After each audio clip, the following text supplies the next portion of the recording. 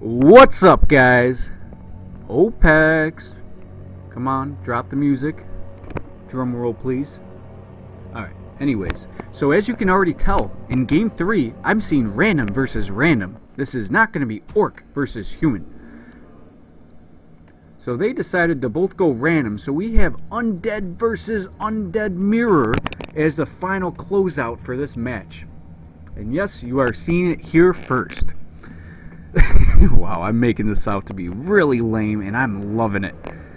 So, they're already telling each other, we're UDs, and, yeah, so it's going to be a weirder type of matchup. It looks like a quick graveyard was going down for worldcn, so we're expecting fiends, possible ghouls, because I believe that he put up the crypt before the altar, and that's usually a telltale sign. He wants us to train up some sort of amount of ghouls. A late altar, so a delayed altar, quick fiends. We'll see what happens here. They both know that they're against undead, so this is a mirror, and they're both aware. Pretty standard for worldcn, pretty standard for SBYc. Of course, these are two different strategies. Tomb of Relics going down, so his Death Knight, I believe. Death Knight? It could be a Lich. Okay, we have a Death Knight. And, of course, we're delaying a Death Knight or Lich. No, it's got to be a Death Knight. If you're going Fiends, you're going Death Knight. If you're going Dreadlord, Death Knight, or Fiends, you know, maybe you should be playing a different game. Still no graveyard as of yet. Resources do not have. Looks like, perhaps, like I said, a big ghoul opening. I'm not sure if that's going to be a harass tactic or if that's going to be what, really. So it is Death Knight versus Death Knight. We have the couple ghouls over here, and it looks like another ghoul. So he's not going straight into Fiends. I think originally he wanted Graveyard, because pretty much you can go Graveyard against any race, except for really Night Elf. I mean, you can, but it's not as powerful as, let's say, ghouls. Ghouls just tear up archers a little better. So chances of him going graveyard first and fast fiends were a lot faster. He's finally training up his first fiend, but with this early Death Knight from SBYc, I don't see a problem with this tactic, because you're going to get level 2 rather quickly, and this Death Knight's not even out yet. You may even get level 2, no, I was going to say by the time it comes out, but that ain't going to happen. Just easy micro at this stage. Definitely wants that level 2, and it's only going to take one creep, and I assume he's going to take down all the creeps, or he might just go straight for the item one with a couple skellies. Not a bad tactic. Never even thought of that. Then you just come back to get your item, but you do have level 2, and he just trains his Unholy Aura, but with one fiend out, he should be able to creep out all of this with one fiend, and it shouldn't be any type of issue. He could bring over a few ghouls if necessary, but he is training up more fiends. Nerubian Tower, so he could be expecting some sort of ghoul harass. With the quick tech from green, I don't see him going too harsh on this. This isn't an all-in by any means. Death Knight going in for this sort of engagement with a decent amount of units. Probably going to take down an Acolyte, but it's okay because he's already training. worldcn's are already training up Acolyte. I'm not sure if he had 3 on the or 4 on the gold mine. That could very well be what just happened there. Probably had 4 on the gold mine. Oh, ended up losing one of the Acolytes. So it was perfect timing that he trained up that one Acolyte, because now he has enough Acolytes for his gold mine. Skeleton's not really going to do much against the Nerubian Tower and some ranged units focusing him down. So that engagement took down an Acolyte. Not so bad. Not sure if he lost any units, like ghouls or anything, other than obviously skeleton minions. Nerubian Tower up just in case Purple decided to come and do a harass tactic on him.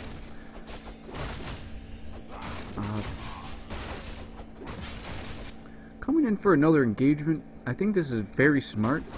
to try to find like a low hit point fiend, or try to get some unit kills, or even just come back and try to harass that main.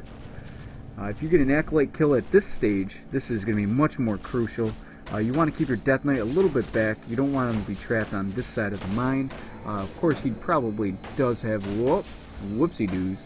Alright, fucking around. Just trying to make things difficult for everyone. I'm still focusing the Acolytes, but there's plenty of death coils, and he's trying to pad all the units. It looks like an Acolyte does go down, and that's going to be a big difference in this upcoming game. New Urbine Tower goes down. I'm not sure what that was about. It looked like he focused his own tower. It totally looks like he just focused his own tower right here.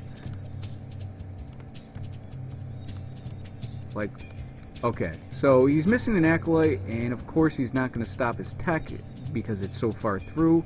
So he's going to be wasting probably 100 to 200 altogether. Probably lost that Acolyte, and then actually if you wanted to take the Acolytes off the mine as counting for those bolt engagement, probably looking at about 500, maybe 600 gold that he did not accumulate. So that harass tactic actually works out pleasantly. When I was doing 1 vs 1 as undead, I would do the same thing. I would harass with ghouls, switch the fiends, banshees, and statues and abominations. I would go the whole 9. I felt like that worked a lot better than other players' tactics. I think it's better than destroyers. In my opinion, I think a DK with 4 fiends is stronger than a DK with 4 destroyers. So I think the 215 gold on a fiend is more useful than a destroyer costing, you know, 200 for the statue, another 100 for the upgrade to destroyer form, not to mention all the lumber. So I think just even, you know, this army right here should tell you, do not... Oh, nice attempt at a surround. Not going to go too far, but it's alright. It's a nice attempt. Death Knight coming in here. I'm not sure if he's trying to go for a harass. Leaving his newly trained up fiends behind, and it looks like a statue out in play. No Temple of the Damned like you would see if I was playing. We have a slaughterhouse coming through for worldcn, and I don't know what's going on here. He is going to be spotted. No padding with the fiend or anything. I mean, there's not really much damage you can do to a Death Knight with Unholy Aura. Especially if you just hop on the blade or something and you're good. Let's see what items we're going to get. We're definitely going to get the Rod of Necromancy. It looks like he just came perfect timing for that Orb of Good Game. Corruption. Good game. Perhaps going to try to do some creeping. I don't imagine any type of extreme engagement at this point. But there's much higher of a fiend count over here with worldcn as opposed to SBYc. SBYc. Jeez. Lich rather late, but I think even later on the tech. So it's still anyone's game. Like I said, green had a great harass early game. You think that oh, that's alright, it's not too bad of a harass. No, that's actually a really good harass. Even if you fed a few ghouls and stuff, that gold difference makes a difference, especially in a mirror match. It's not like you can really do much to counter the other player. Fiends, I mean, what do you counter fiends with? More fiends? You know? Obviously abominations and stuff of that nature could be useful. We have more fiends coming for green. No abominations or anything like that like would be happening if I was playing. Going back now, slow on that fiend. Could be caught off, but it's not looking like it's going to happen. Going back, probably going to get his own Orb of Good Game. Corruption. Gets his Orb of Good Game. Corruption. And It looks like green's here now with the statue out in play, and it's anyone's game at this point. I think the better micro should prevail in this situation, but purple has home court advantage with looks like a five fiends, DK Lich, 1 statue, versus I think a pretty much the same thing, 4 fiends, but has his Dark Ranger. Lich trying to get level 2 off this creep camp, not going to happen. worldcn is here. Fiend going all the way around the map, not sure what that's about. Purple getting Scourge Bone Chimes. So we have a couple items that could be sold, and if he sold these 2 items, he's right back in it in the gold. DK just focused hard, very late on that, on the silence, and I'm sure worldcn wants to take that engagement every time. Oh, you want to kill one of my fiends? I'll kill your DK. I'll take that 10 times out of 10. Now focusing the Lich. There's no way to heal up that Lich at this point. Could get a Nova on that Lich. Yeah, definitely the mana for a Nova. I'm not sure why that's not happening. Ends up going down. So this game just turned around rather quickly. That's why you never keep your DK out in front. Just taking down more units after more units, getting more experience. Perhaps gonna, I mean, at this point you would get your own Dark Ranger, right? You're like, oh, that shit ain't gonna be nice. Yeah, you want your own Dark Ranger in this matchup. Fiend, like I said, not sure what he was doing over there. I mean, that's an easy unit to be focused. You have Unholy Aura, you can focus it down. I mean, shit. You can Frost Armor. He's confused. He's like, I don't want to be caught off. And you're going to be caught. A little bit of padding, not necessary, but... now his Fiend is just like... And his statue is just... And it looked like another unit is actually coming through. So it looks like Destroyers? I mean, that's 2 statues, and I don't think you really need 2 statues in this matchup. I think 1 should be plenty. Tome of Experience.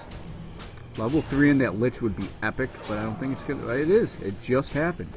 So level 3 on that Lich, that spells trouble. DK out. Looks like level 2 on his Death Knight. And level 1 on his Lich. It should get level 2. Not gonna happen, actually. Quick focus on the statues, and actually on the Fiend. Gonna take down the Ghoul, and take down this creep camp. So at this point, green's far behind now. So the tides have definitely been turned for quite a number of minutes at this point. Second that DK went down for green, that was pretty much that telltale sign. Your leader's down. Let's see if he has web. If worldcn has web at this point, rather good. I believe that Lightning Shield got that final hit. Rather good engagement at this point. Green is focusing down purple fiends, and they are going down like flies. Now focusing down the Death Knights for each player. Death Pact saving purple's DK. Green's DK goes down once again.